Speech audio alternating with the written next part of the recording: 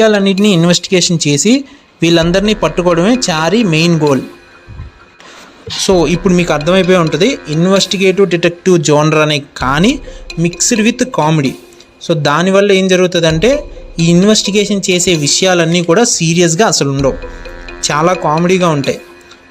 Because of వెన్నెల కిషోర్ ఉండడం వల్ల ఆ కామెడీ ఎలా ఉంటుందంటే ఇంకా ఎక్కువగా ఉంటుంది.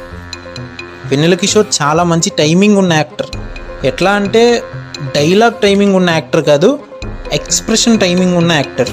ఒక సీన్ని ఆ సిచ్యువేషన్ని అర్థం చేసుకొని డైలాగుతో కాకుండా తన ఫేస్ ఎక్స్ప్రెషన్తో మనం నవ్వించగలడు. సో అటువంటి టైమింగ్ ఉన్న యాక్టర్కి ఇటువంటి సినిమా పడడం చాలా మంచి విషయం. బట్ ఇన్వెస్టిగేటివ్ డిటెక్టివ్ జోనర్స్లో ఉండాల్సిన మెయిన్ విషయం production quality. So lack of production quality ఈ సినిమాని మీకు ఏం చేస్తుందంటే ఇది ఒక ఇన్వెస్టిగేటివ్ జోనర్ మూవీ, వీళ్ళు ఒక మంచి ఏజెన్సీ